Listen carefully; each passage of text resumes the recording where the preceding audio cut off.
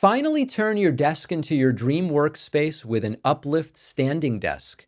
Uplift Desk offers 200,000 different ways to customize your standing desk, limitless accessories, including power outlets and monitor arms. I've been using an Uplift Desk for so long, way before they became a sponsor. While you're working, a standing desk really gets the creative juices flowing. I don't know what I would do without mine. Go to upliftdesk.com/Pacman to get up to 5 free accessories, free same-day shipping, free returns, and an industry-leading 15-year warranty, plus an extra discount off of your entire order. The link is in the description. Introducing the award-winning Pod 4 Ultra from 8 Sleep, a high-tech mattress cover you can easily add to your existing mattress. The pod changes the temperature of your mattress. You can set it anywhere from 55 to 110 degrees, letting you and your partner set different temperatures on each side. I keep mine at 60 so that I don't get hot. It can also adjust the position of your mattress to reduce snoring, and you get 30 days to try and decide if you love it. Go to 8sleep.com/Pacman and use the code Pacman to get $350 off your Pod 4 Ultra. The link is in the description.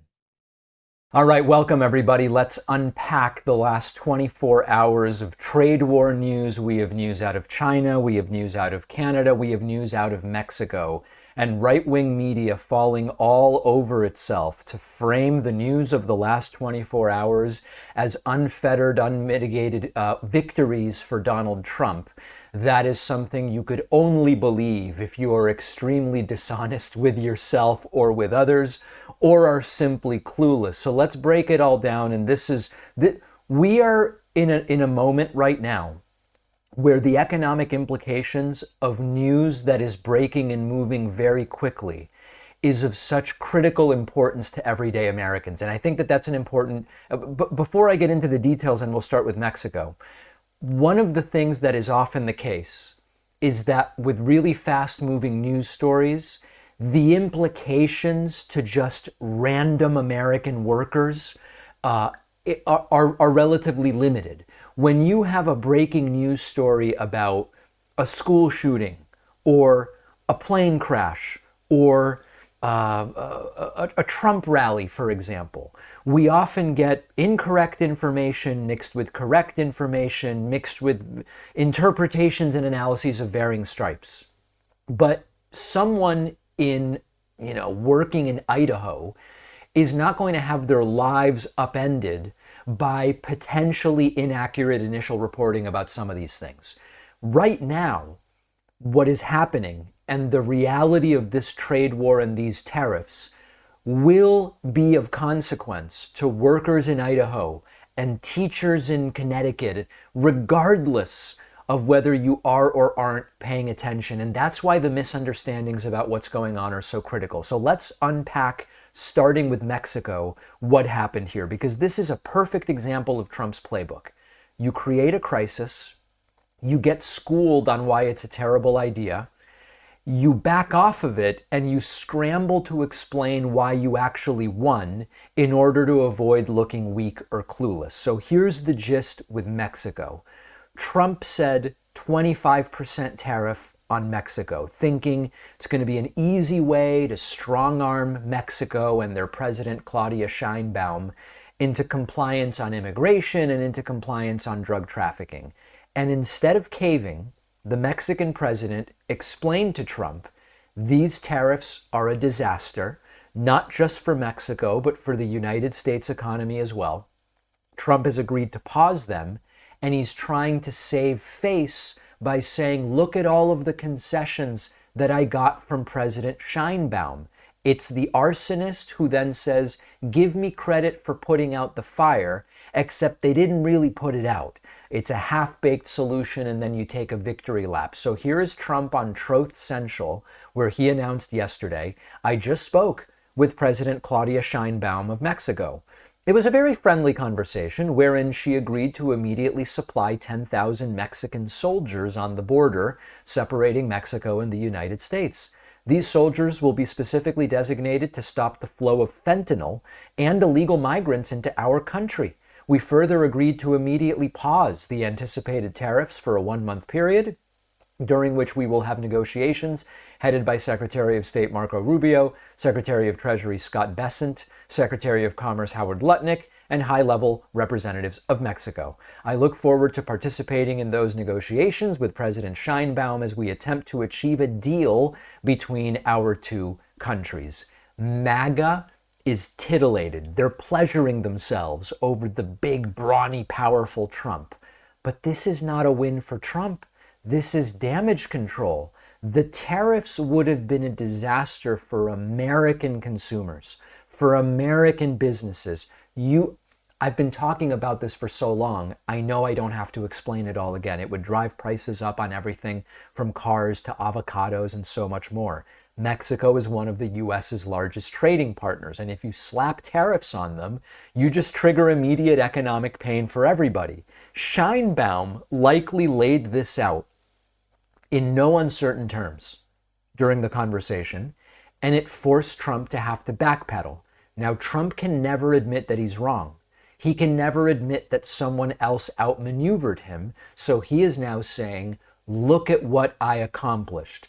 I've agreed to temporarily pause the thing I was going to do apropos of nothing, which would have hurt the American people.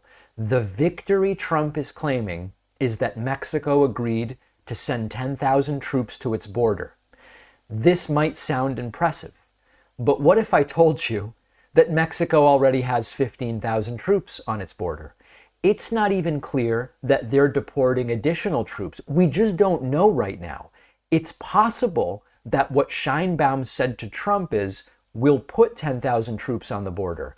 And by the way, we already did it. We've got 15. We're not going to do any more. On the other hand, it's possible that Sheinbaum has agreed to raise the number of troops on the border from 15,000 to 25,000. Is that really the solution to the problem? Trump is willing to stop tariffs that he's been promoting for years, which he claims are going to be so good for this group and that group. All it takes is going from 15,000 to 25,000 troops on the border. If it were true that the tariffs were going to be so awesome for the United States, why would you pause that simply because the president of Mexico says, we'll go from 15 to 25,000 troops on the border? Here is CNN's Caitlin Collins pointing this out. They've agreed to put in 10,000 soldiers permanently, like forever, 10,000 soldiers at their side of the border and stop fentanyl and illegal aliens from coming into our country. According to Mexico's defense ministry, there are already 15,000 troops nearly there on the border. It's a deployment that started in 2019. So listen, deploying troops to the border by Mexico, it's not, forget about it's completely disconnected from the tariffs, right? Like, we've already realized this has nothing to do with the substance of the tariffs. Even deploying some Mexican troops to the border, it doesn't solve the root causes of drug trafficking. It doesn't solve the root causes of why people try to come to the United States over that border. It doesn't address the fact that it's American policy on immigration, on the war on drugs, etc., that is actually the primary driver. The demand for drugs is doing much more in terms of generating the circumstances we have here with drugs than the number of troops on the Mexican border. But Trump does not care about nuance, and he doesn't care about reality. He needs something to point to where he can say, I did it. Now, meanwhile, there's a contrast with Canada. We'll talk about what's going on with Canada in a moment, but this should really tell you everything you need to know about how poorly thought out Trump's tariff strategy is. The response from Mexico was pragmatic, and the reality is that Trump created a problem. He saw what happened with the stock market yesterday until the pause was announced. He was told this is a terrible idea, and now he's pulling a Kim Jong-un. It's very much reminiscent of what happened with North Korea. Trump went and met with Kim Jong-un. This was during his first term, of course. The North Korean leader made the same promises that North Korean leaders have been making to the United States for a very long time.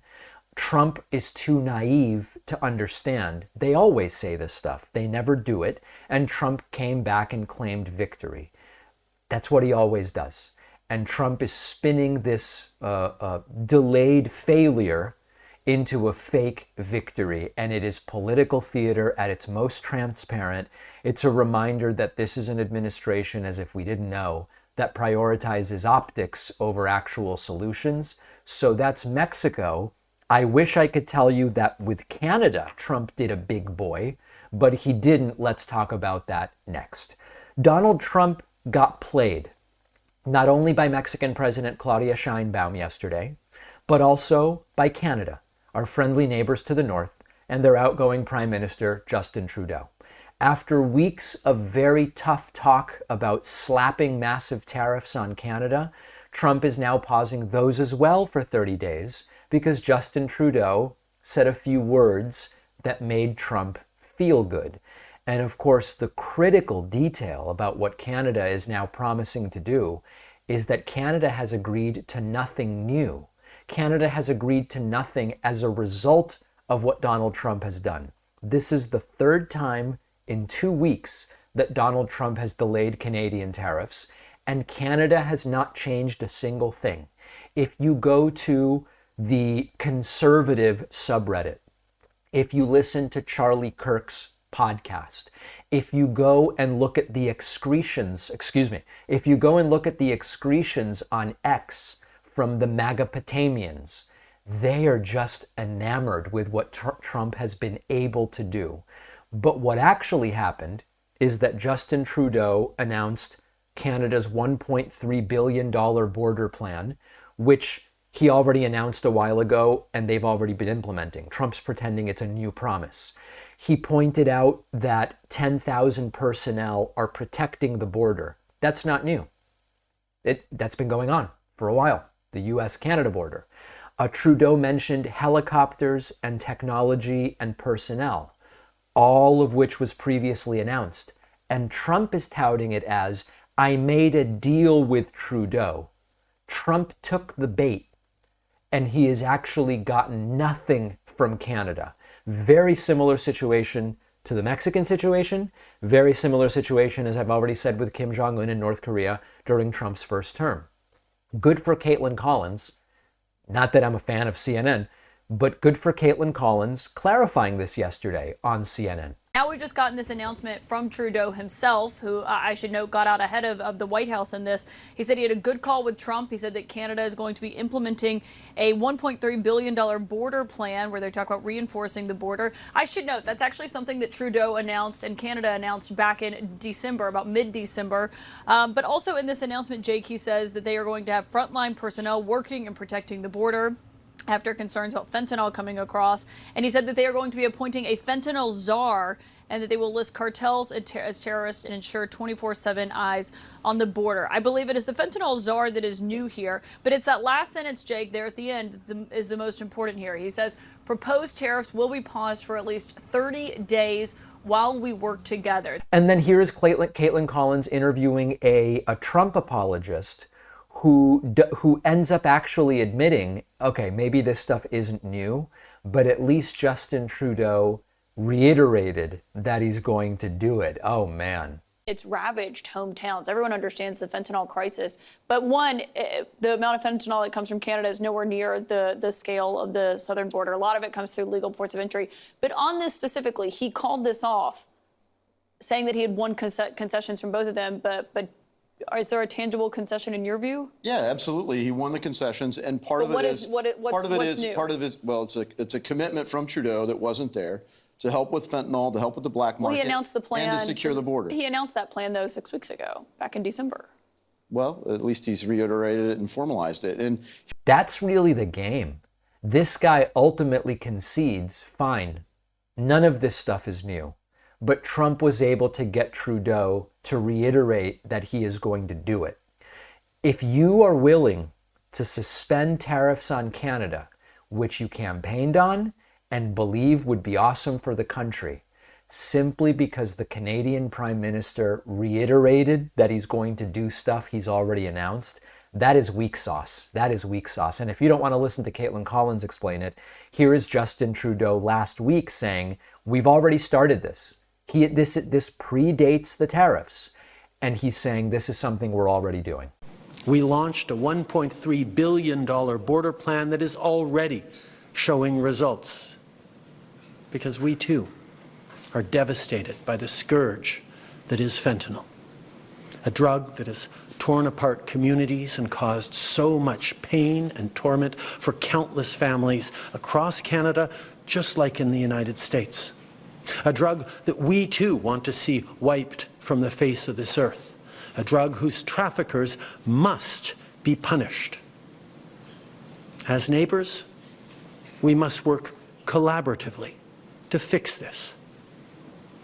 Unfortunately, the actions taken today by the White House split us apart instead of bringing us together. So this is classic Trump. Threaten tariffs, claim you're getting tough with Canada, with Mexico. They pretend to give in without doing anything different, and you claim victory. You quietly back off, and you pretend that it was the plan all along. It's the same routine every single time. Remember when Trump threatened tariffs on Mexico in 2019 unless they stopped illegal immigration, and Mexico said, all right, we'll put some troops on the border, which they were already doing then. Trump took credit and he said, look, I won. They're doing what I want. And nothing changed. If something had changed, Trump wouldn't be accepting the exact same faux concessions today.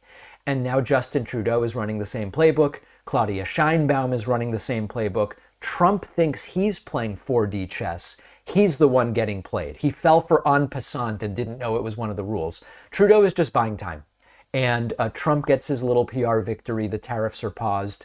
Canada doesn't give up anything new. And meanwhile, businesses remain in limbo. What are our costs going to be 3 months from now? Are we going to have to go to all of our customers and say, it's going to cost 25% more, it's going to cost 30% more? We don't know. Prices are continuing to creep up. And again, I'm getting emails from, I got a couple emails from so-called progressives. And I say so-called not because they aren't, but what I mean is these are folks who are ostensibly sort of simpatico with my general view. And they go, David, why are you pretending it's Trump's fault that prices are going up?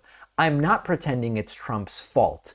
Trump is the one who ran on, I will lower prices on day one. They've continued to go up. I'm not saying it's thanks to Trump that prices are going up. What I'm saying is the same thing I said before Trump took office, which is I don't believe that Trump is going to get prices down, certainly not within his first week or days in office. And that is absolutely what is happening or isn't happening. So, you know, spare me the emails, but we see prices going up. We don't see any reason economically, macroeconomically, for them to turn around anytime soon. And if these tariffs were truly so necessary and so critical to the United States, why is Trump willing to delay them? Not once, not twice, but in some cases 3 times for minor, insignificant non-concessions from Canada and from Mexico. That's where we are right now. After the break, we will talk about China. And China is not doing what Canada and Mexico are doing, which is playing Trump by saying, here's some stuff that we'll do even though we already did it. China's taking a different approach, and we will talk about that next. If you work at a desk like I do, I often find myself sort of discouraged because I'm sitting for a long time, or at least I used to, until I found Uplift Desk. Uplift Desk is at the forefront of ergonomic solutions, promoting better posture and health through adjustable standing desks. And I've been using Uplift standing desks for years, long before they became a sponsor. One of my favorite things about Uplift Desk is the endless configuration of accessories. I've got cable management, power outlets, monitor arms to my right. If you want a bottle opener or a hammock, they make that available too. Uplift Desk gives way more options for building your perfect workspace, and they make it easy with the Desk Configurator tool on their website with over 200,000 possible combinations. If you're looking for comfort, Uplift Desk also offers seating options, footrests, balancing boards, standing pads, which I have. Go to upliftdesk.com/Pacman to get up to 5 free accessories, free same-day shipping, free returns, an industry-leading 15-year warranty that covers the whole desk, and an extra discount off of your entire order. The link is in the description. Let's talk about a game changer in sleep technology, our sponsor 8 Sleep and their revolutionary Pod 4 Ultra. The Pod is a high-tech mattress cover, and you can easily add it to your existing mattress. You can cool or heat your mattress based on your preferences and even elevate your head if you snore. I run hot. I hate getting hot when I sleep. That's why I set my 8 Sleep Pod to keep my mattress at a cool 60 degrees at night. You can set it anywhere from 55 to 110 degrees. You can set each side of the bed independently to a different temperature depending on your preferences versus your partner's, or you can set your pod to detect your body's sleep cycles and automatically adjust temperature for optimal sleep. The pod can also detect when you're snoring and automatically adjust the position of the bed to reduce or even stop the snoring. This can be a huge factor in how rested you will feel the next day, and your sleeping partner will thank you bigly. You get 30 days to try it at home. Return it if you don't like it, but I know you'll love it as much as I do. Go to 8sleep.com/Pacman. Use the code Pacman to get $350 off your Pod 4 Ultra. The link is in the description. The David Pacman Show continues to be an audience-supported program. I so appreciate everybody who has been signing up recently. You know, I got a lot of emails from people after I explained, if you have cable, you're paying a few bucks a month for Fox News, even if you don't watch it. Many people do not know that the deal that Fox News has negotiated with most cable companies is that they get a far larger fee than most channels do simply for being available on their packages. So if you have Fox News, even if you don't want it, even if you don't watch it, you're paying a few bucks for Fox News.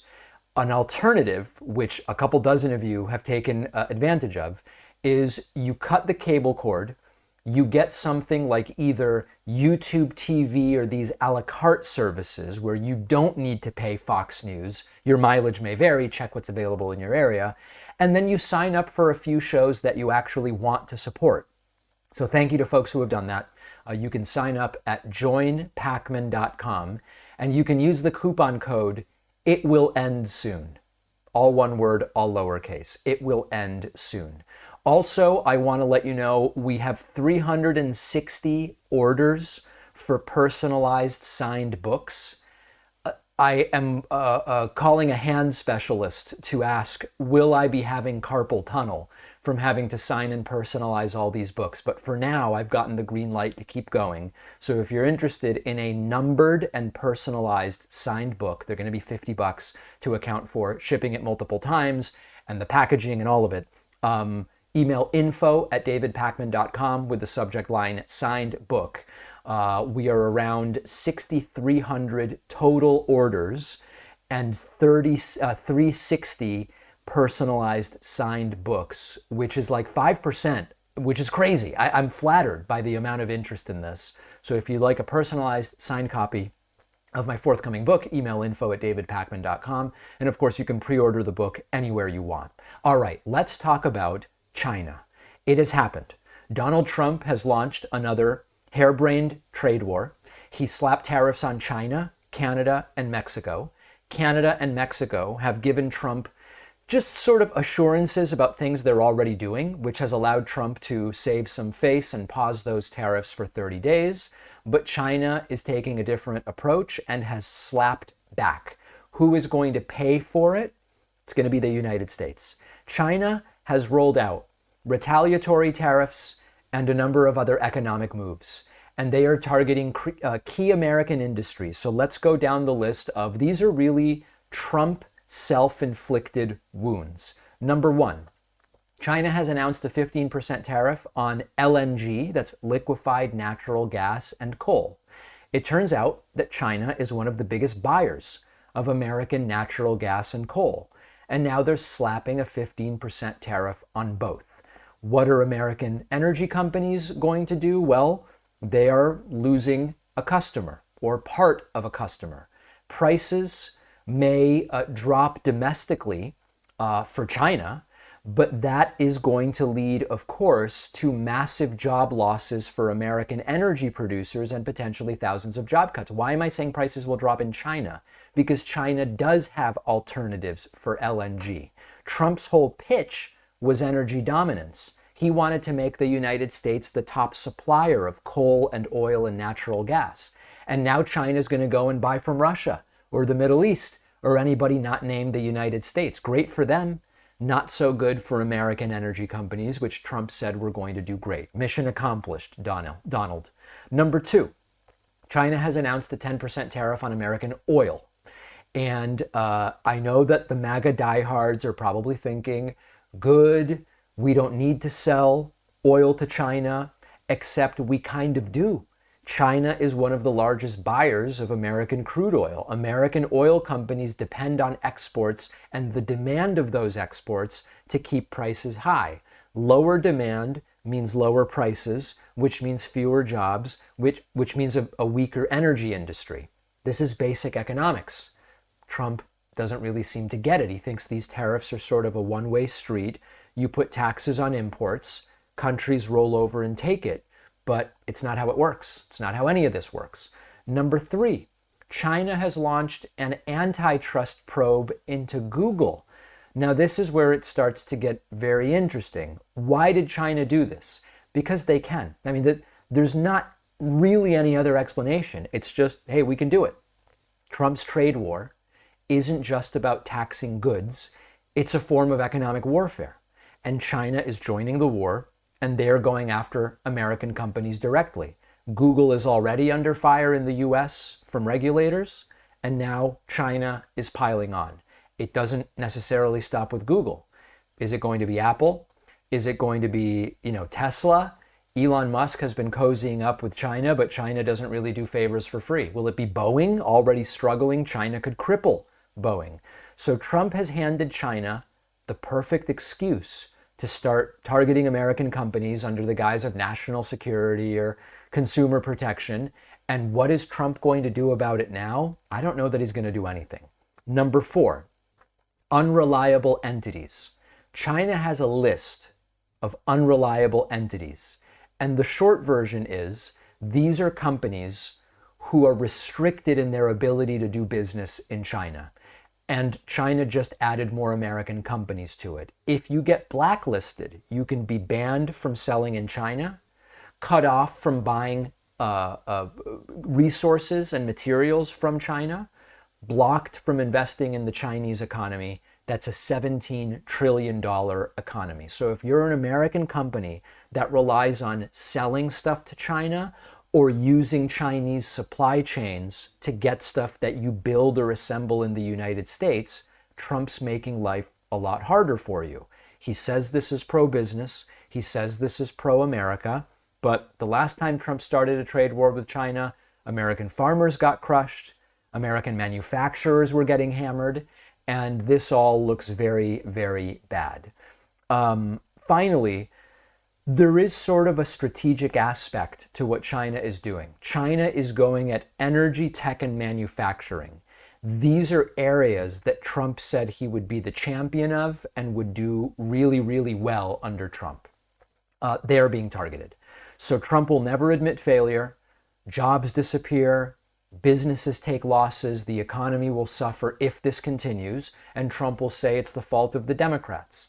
It's the fault of the deep state. It's the fault of globalist elites. It's just on Trump. It's not strength, it's stupidity. Trump thinks this is a game. It's very serious economic warfare with real consequences. Real leaders don't just go, let's slap some tariffs and hope for the best. They understand consequences, they think ahead, they actually figure out, if I do A, I not only have to consider the effect of A, but I have to consider the effect of this other country's response to A. China is punching back. If this one doesn't get paused, maybe by the time today's show is published, this is going to be very bad. And as usual, our stuff is going to cost more. All right, I do want to talk about something very serious, which is that the United States is under attack. It's under attack by Trump, Elon Musk, and the MAGA economic ideology. The year is 2025, and we're under siege, but it's not an alien invasion or a zombie apocalypse or an army that is crossing our border. In a way, it's more insidious because it's less obvious to many Americans. It's an attack from within, and it's been orchestrated by Donald Trump, by his billionaire sort of friend enemy, Elon Musk, and the MAGA ideology. And their weapon of choice is a cocktail, a smorgasbord of economic self-sabotage, performative populism, and a little bit of authoritarianism. Now, later we're going to talk in detail about Trump's new sovereign wealth fund that may look at buying TikTok. But I do want to mention that there is this idea, Trump as the deal maker wants to put together a sovereign wealth fund, the likes of which Saudi Arabia has, and maybe buy TikTok. Except instead of using the sovereign wealth fund a little more like Saudi Arabia does, which is fund infrastructure, reduce the national debt, which Trump said he wanted to do, Trump wants the government to buy a social media app. Why? Well, he says, if we own it, we will make it great. It'll be the best platform. Governments don't have a great track record of running social media outlets, especially not MAGA governments. And then meanwhile, Elon Musk is lurking in the background, tweeting cryptic emojis and saying he's going to optimize this and he's going to deal with that and Doge and the federal payment system. And of course, we know from Elon Musk running X that they really aren't very good at this. So we've got sovereign wealth fund, buy TikTok, maybe. We'll talk about that later. Then we've got tariffs. I don't want to spend a lot of time on tariffs. They are part of the attack that Trump has launched on the United States, but we've dealt with them in detail. China, Canada, Mexico. He's decided we're going to make America great again by making everything more expensive in the United States. Our biggest energy supplier, Canada, let's put a tariff on them. China, the main source of cheap consumer goods like your iPhone, get ready to pay more. Mexico, one of our largest food suppliers, Trump will tariff them. Some of those are now temporarily paused. We'll see if he ultimately does it. But this is, again, another attack on the United States. Prices up, supply chains collapsing, American consumers left wondering, why are eggs even more expensive? Why is milk even more expensive? But I guess he's owning the libs or something. Sovereign wealth fund tariffs. Number 3, immigration. Trump's deportation fantasy is sort of how to destroy the economy in one move. Not only do we now have reporting that some of the arrested migrants are just being released back into the country. We'll deal with that a little bit later. But industries like agriculture, construction, and hospitality, many already struggling to find workers, will get crushed overnight. Farms will go fallow. Restaurants will close. Construction projects will grind to a halt. And Trump says, well, Americans will do those jobs. And of course, this is not sort of moral or ethical analysis. It's simply they don't seem to be wanting to do them.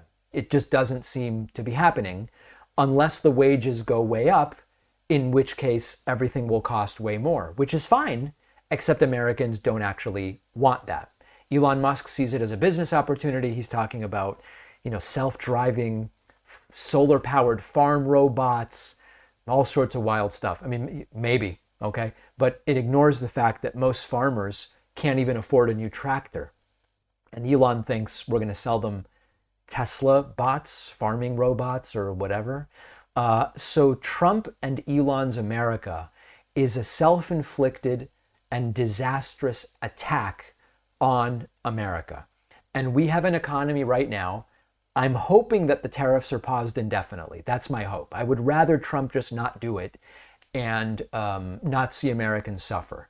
But we can't, if you look at the stock market every day, you can't deny that this is really an American economy that's teetering. It's teetering. And Trump and Elon are already taking victory laps, saying we've gotten rid of woke policies and we're taking control back from the globalist elite and all of that stuff. And meanwhile, we're kind of left wondering what's going to happen tomorrow. Is our 401k going to take a 5% hit tomorrow? How did 2 billionaires end up becoming the architects of America's decline?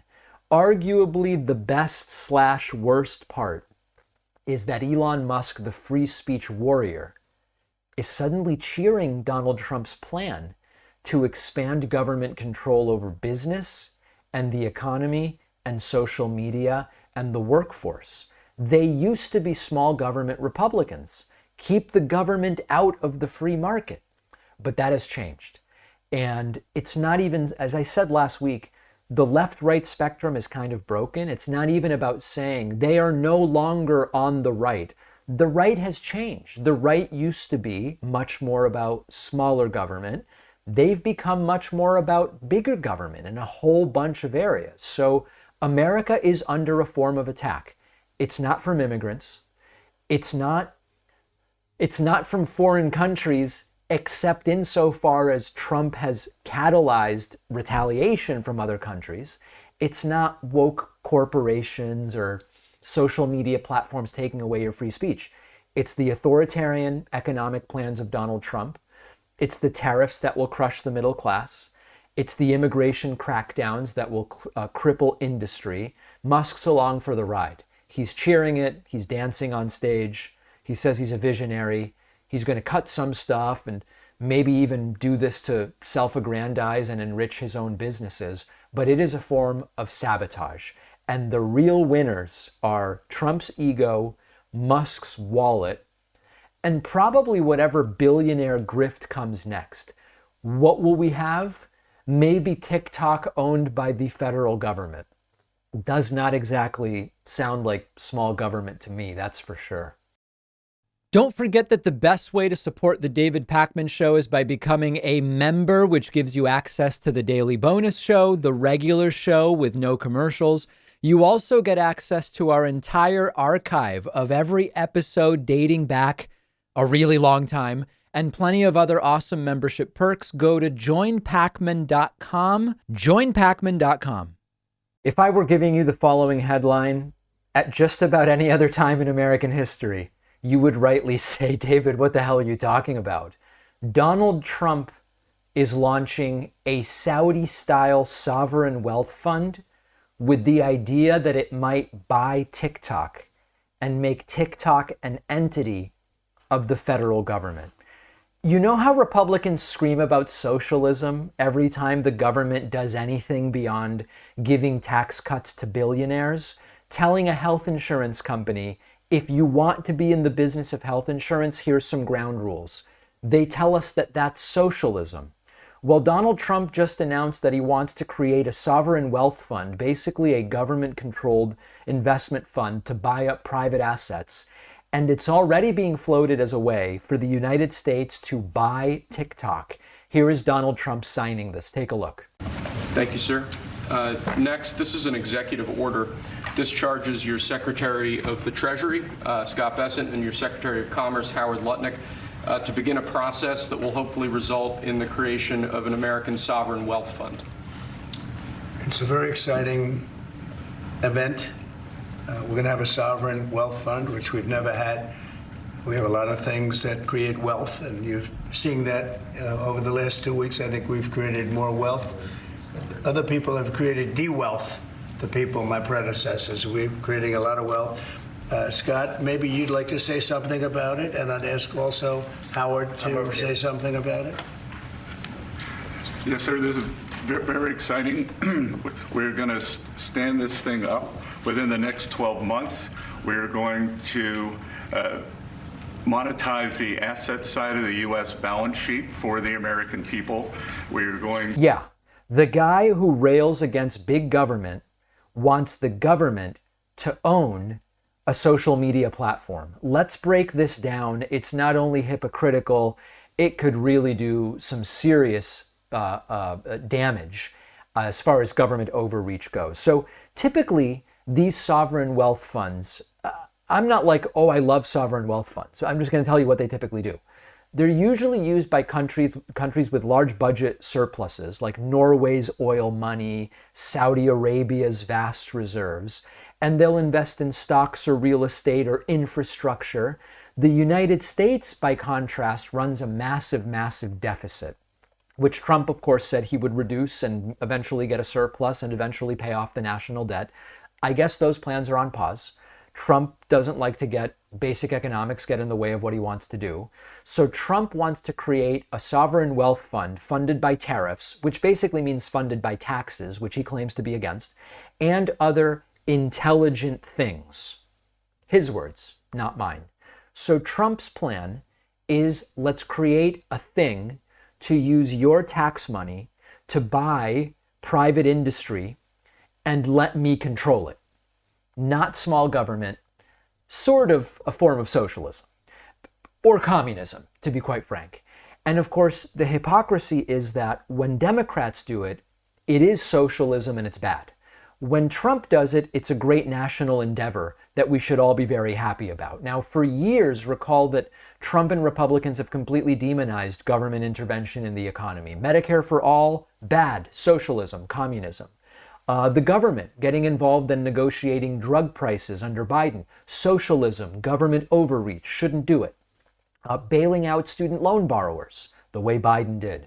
That's big government overreach. It's interfering with the magic of free markets. And yet when Donald Trump wants the government to own a private company like TikTok, suddenly it's a great national endeavor and we should all get in line and say, yes, sir, even if he wants to do it with our tax money. So it's the same hypocrisy that we've seen before. When Trump slaps tariffs on a country, his supporters will say he's leveling the playing field rather than being protectionist, which they claim to be against. But in this particular case, it's kind of even more dangerous, and I'll explain why.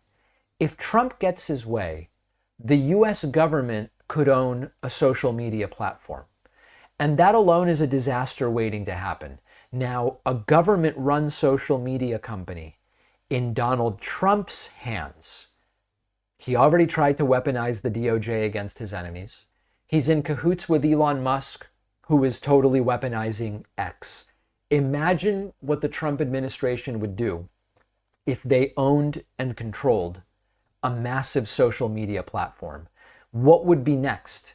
The government acquiring media outlets, cable channels, tech companies? And if you are saying, David, there are concerns about TikTok as owned by ByteDance, I'm with you. And what I want the government to do is to provide robust regulation and a level playing field. Rather than targeting TikTok, say, hey, you know what? Here are the rules for every social media company that wants to operate in the United States. Here is how, where, and the details of how the data needs to be stored and handled. Here are the details about maybe once you get to a certain size, you need a board of directors, and here are the different parties who get to appoint one or two directors. I'm spitballing here, but the point is, get me robust, sane, carefully calibrated regulation for social media companies. Don't have the government buy TikTok. That's not what I think is the solution to the real concerns about ByteDance and China's ownership stake in TikTok. You can be both concerned about that, but not think that Trump's government buying TikTok is the solution. Who decides which companies the government can buy? Who controls the companies once they're purchased? Does control shift between Oval Offices? Do you appoint some board? And if so, who appoints the people on the board? You don't have to be a libertarian, which I'm not, to see the dangerous implications here. It's not really about national security. This is about Trump's obsession with power. There are legitimate national security concerns with TikTok. The US has been debating what to do and whether ByteDance should have to sell it. But Trump's solution of having the government own it, it's just about control. It's about Trump's ego at the end of the day.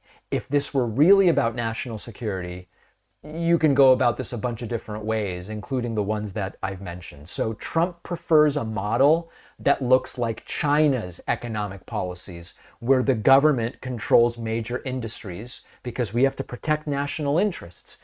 A free market guy, supposedly Trump, who wants government-run business. So Trump's sovereign wealth fund idea is hypocritical. It's also dangerous. It is state-controlled capitalism with MAGA branding. Some might call it communism. And if a Democrat floated something like this, Fox News would be on fire with warnings for months about government takeovers and communist tyranny. But because it's Trump, Charlie Kirk and Hannity and most Republicans, they're just going to eat it up. Oh, he's so smart. It's brilliant what he's doing. So don't be fooled by it. This is the kind of big government overreach that Republicans claim that they are against, right up until the moment where Trump decides he wants it. And then they'll say, well, you know, it does solve a lot of our problems. It checks a lot of the boxes of the things we're trying to do. These are pathetic people who will tell you they are guided by a set of principles. The only principle they're really guided by right now is, does Trump want it? And if so, then that's fine. If you value what we do at The David Pakman Show, remember to support us on Patreon. Go to patreon.com/David Pakman Show, where you can get access to behind-the-scenes videos, the daily bonus show, the commercial-free daily show. You can support the show for as little as $2 a month. Check it out at patreon.com/David Pakman Show. All right, so Donald Trump has been staging a pretty regular sort of like press events where he sometimes will confusedly sign executive orders that are placed in front of him and explain to him like a little kid, little Donnie, please write your name here, and do you know all the letters in your name? Combined with taking sort of questions from reporters. And I want to look through a couple of these that took place in the last 24 hours because there is so much that is newsworthy that's going on, and Trump's being asked about it. You can tell he doesn't really know anything. He seems confused. He seems disoriented. In the midst of everything with the tariffs, Trump was asked yesterday, what could Trudeau offer to change your mind on the tariffs? This was right before Trudeau offered Trump nothing. What I mean is, what I'm about to play for you took place right before Trudeau said to Trump he's willing to do things that he started doing weeks ago. And Trump goes, sure, sounds good. I'll pause the tariffs for 30 days. So here is Trump saying, maybe if Canada becomes another state. That he could agree to change your mind on the tariffs? Well, we can always, but look, what I'd like to see, Canada become our 51st state. We give them protection, military protection. We don't need them to build our cars. I'd rather see Detroit or South Carolina or any one of our, Tennessee, any one of our states build the cars. They could do it very easily. We don't need them for the cars. We don't need them for lumber. We don't need them for anything. We don't need them for energy. We have more energy than they do. We don't need them for energy. So I say, why are we doing this? Why are we willing to lose between $100 billion and $200 billion a year? We don't need them. As a state, it's different. As a state, it's much different. And there are no tariffs. So I'd love to see that, but some people say that would be a long shot. If people wanted to play the game right, it would be 100% certain that they'd become a state. But a lot of people don't like to play the game because they don't have a threshold of pain. And there would be some pain, but not a lot. The pain would be really there. So we're going to meet again. So it's funny because it turns out all that Trudeau actually needed to do was just to say to Trump, I'm going to do things I've already announced and have been doing. And Trump went, sounds good for me. Let's pause the tariffs for 30 days. Trump then again referring to Elon Musk as Leon, and this relates to a bigger aspect of the Elon Musk thing that I want to talk about. But they're finding tremendous amounts of really bad things, bad spending. You've been writing about some of it, frankly, and some of the things that they've been doing is just terrible. Elon can't do and won't do anything without our approval. And we'll give him the approval where appropriate. Where not appropriate, we won't. So Trump continues to sort of be like, everything's fine, Elon's fine, he's under my control. But then the questions become more specific, including, why does Elon Musk need access to the payment system at the Treasury? We talked about this yesterday. This is yet another way in which Elon Musk is getting way too much power, to a degree that some are saying this is a form of industrial espionage. And Trump says, oh, don't worry, he's only doing good things and things we all agreed upon. Why is it important for Elon Musk to have access to the payment systems at Treasury? Well, he's got access only to letting people go that he thinks are no good if we agree with him, and it's only if we agree with him. He's a very talented guy from the standpoint of management and costs, and we put him in charge of seeing what he can do with certain groups and certain numbers. Some of the numbers are horrible, what he's found. Think of it, $100 million on condoms to Hamas. Condoms to Hamas. And many other things that are frankly even more ridiculous. And they're finding tremendous waste, really waste more than anything else, I think you could say. Probably fraud and abuse can be added to it, the more standard waste, fraud, and abuse. Does anyone believe for a second that every single move that Elon Musk makes, Trump knows about and is in agreement with? I very much struggle to believe that, but Trump wants us to believe it. And how long this match made in heaven is going to last, I really don't know. Now, I was, with great interest, I saw that Trump was asked about Israel and Gaza. And very disturbingly, Donald Trump left the door open to Israel annexing the entire West Bank. Take a look. Trump, you're prepared to meet with Benjamin Netanyahu. Coming in tomorrow. Yes, you've mentioned in the past you're concerned about Israel being too small geographically. Would you support annexation of parts of the West Bank by Israel? Well, I'm not going to talk about that. It certainly is a small, it's a small country in terms of land. See this pen, this wonderful pen? My desk is the Middle East. And this pen, the top of the pen, that's Israel. That's not good, right? You know, it's a pretty big difference. I use that as an analogy. It's pretty accurate, actually. It's a pretty small piece of land. And it's amazing that they've been able to do what they've been able to do when you think about it. There's a lot of good, smart brain power, but it is a very small piece of land, no question about it. So I continue to be reinforced in my view that it doesn't sound like Trump is the same as what Harris would have been on this issue. We now have the resumption by Trump of these 2,000-pound bombs being sold and transferred to Israel, something that Biden had stopped. We have Trump saying we're going to allow them to get all of the Palestinians out of Gaza if that's what they want to do. We'll force or ask or hope that other countries will accept them. That is not something that Biden approved of, and it is not something that Kamala Harris would have done. And now Trump's saying, what about Israel annexing the West Bank? Yeah, he's not completely ruling it out either. So I would love, and I'm not saying this in a combative way, I would love to hear from some of the folks. I don't know that there's that many, but I'm hearing that there are some, although the exit polls suggest there aren't very many.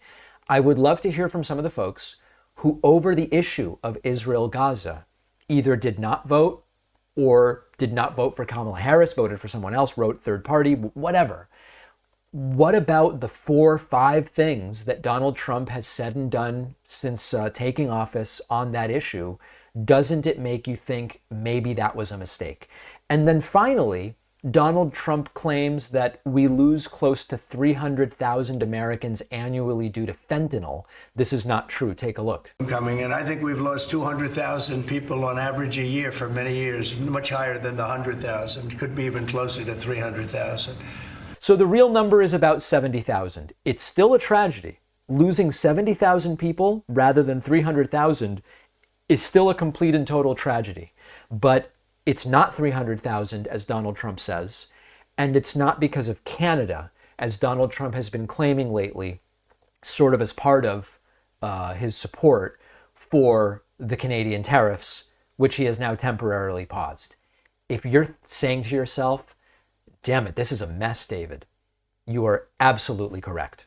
Let's talk about deportation and immigration raids. If you believed that the mass deportation scheme of the current administration was going to be anything other than a logistical nightmare, think again. The Trump administration has been parading the arrests of thousands of immigrants since Inauguration Day like a triumph of law and order over evil. But we are now learning that some of those very same immigrants are already being released right back into the United States because, shockingly, ICE doesn't have anywhere to put them.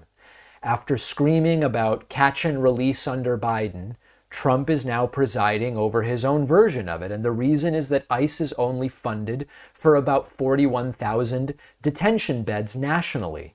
And once those are full, the plan falls apart. And it turns out that rounding people up en masse without figuring out what do we do with them, where do we put them first, it's not awesome policy making, but it gets even better or worse, depending on your view. According to 5 sources familiar with these operations, some of the people being arrested in this crackdown are just being put right back into the United States, some of them under monitoring programs like ankle bracelets and check-ins. These are the protocols that MAGA people were saying aren't good enough when Biden was doing it. They were saying ankle bracelets, that's not good enough. Checking in, give me a break. They will just disappear into the interior of the country. But that's what's happening right now under Donald Trump. Here is Tom Homan, Trump's border immigration czar, being asked about it. As usual, Tom Homan goes, yeah, I just don't know anything about that. We have exclusive reporting that there are migrants that were arrested in recent weeks that have been released back into the interior of the country because there's not enough space in ICE facilities. Were you aware of that and your reaction? I'm not aware of that, but I'll address that. But we're looking at bed space. Matter of fact, we're looking at 30,000 detention beds in Guantanamo Bay. We're talking to our contracts to expand bed space. I met with hundreds of sheriffs who can make their jails available for illegal aliens being detained. I'm not aware of that, but now you said that, I'll find out what happened. So let's not forget that Donald Trump has openly fantasized about building a network of migrant detention camps, presumably to fix this problem. And he says he wants the camps to be able to hold millions of people. So on the one hand, Trump wants camps to hold millions. On the other hand, even the thousands that they've arrested, they're not able to actually manage because the camps aren't fully operational. Should we be sad that the plan is a failure and it's hurting people even more? Should we be sad that he hasn't been able to build the camps? No, I'm happy he hasn't been able to build the camps, but it's just generating even more layers of chaos. So beyond the sheer incompetence, there's the economic cost of all of this. This is not cheap stuff. These operations are costing billions, and there is very little to show for it. If you detain someone at an ICE facility, it's $150 per person per day. So this has already burned through millions and millions of dollars, and some of the folks are only being held temporarily. If you like these immigration raids, aren't you upset as a MAGA that your taxpayer money is going to the cost of the raid, but then after paying for some incarceration or not, some of these folks are just being released again, and that doesn't account for enforcement costs, coordinating with federal agents, executing the arrests, transportation, gasoline. I don't think they're using electric vehicles, processing cases. And meanwhile, you've got American businesses in agriculture, construction, service work. They're taking a massive hit. They're reporting, ICE agents came in, my workforce is now decimated. Now, I will be the first to say, it is against the law to employ undocumented migrants to begin with. We should be focusing on that aspect of it, and we haven't for a very long time, but that doesn't change the fact that it is hurting American businesses. And a lot of these workers are essential to the workforce. So we zoom out and we're in the same place we always are. Trump is arresting immigrants in very high-profile raids. Kristi Noem is getting all dressed up in costume or uniform, depending on your perspective, and joining the raids. Eric Adams, I think, went on some. Tom Homan is going. I'm forgetting others who have also participated. Makes a big show. They take a victory lap in the media. And then very quietly, a lot of them are let go because the reality exists that this is not only expensive and ineffective, we don't actually have the facilities to even manage a significant influx of these arrests. So when his supporters inevitably complain about it, I don't know what the solution will be. It might be to build more camps, which is horrifying in its own right. Finally, floating the idea of detainment on military bases, here is Secretary of Defense Gag Secretary of Defense Pete Hegseth weighing in on that. Whether you will, USA Today, thanks. Do you have an update on whether you will detain migrants or deportees on military bases? And can you give us an update on that and how you'll pay for it? Any assets necessary at the Defense Department to support the expulsion and detention of those in our country illegally are on the table, to include, as it's been widely reported, Guantanamo Bay, a naval station I spent a year at as a guard back in 2004 or 2005. I know that terrain very well. It's the perfect place to provide for migrants who are traveling out of our country through gray tails or other assets, but also hardened criminals. Where are you going to put Tren de Aragua before you send them all the way back? How about a maximum security prison at Guantanamo Bay, where we have the space? So where we have the assets that can support those doing the intervention and arrest, we will provide that, because as Tom said, border security is national security. And that includes assets that only the Defense Department has. And let's remember, we've had a migrant processing center there for decades. So we've held aliens there before, and we're going to hold them again. This time, we're going to hold the worst of the worst. So this is predictably not going well. I don't think that comes as a shock to anybody. We'll see if they quietly go away from the entire thing, continue to tout successes even though folks are then being released. I don't know what to expect. We're not dealing with competent people, and we're certainly not dealing with honest people here. On the bonus show today, I'm going to give you some updates on my travel and what's going on with the book. I'll tell you about some of the conversations I've had with Brits here in London about what's going on in the United States. Also, bird flu is entering a new phase, and we will talk about that on the bonus show as well. Sign up at joinpacman.com. I will see you then.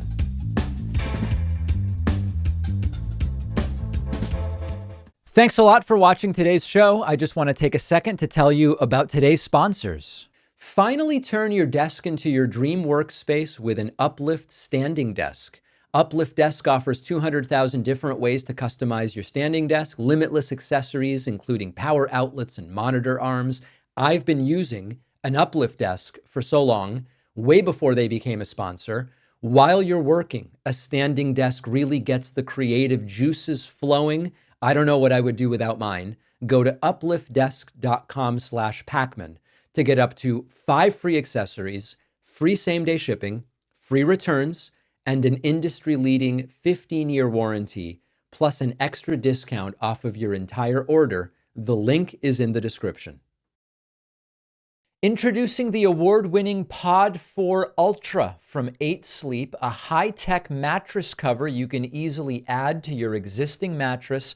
The Pod changes the temperature of your mattress. You can set it anywhere from 55 to 110 degrees, letting you and your partner set different temperatures on each side. I keep mine at 60 so that I don't get hot. It can also adjust the position of your mattress to reduce snoring, and you get 30 days to try and decide if you love it. Go to 8sleep.com/Pacman and use the code Pacman to get $350 off your Pod 4 Ultra. The link is in the description.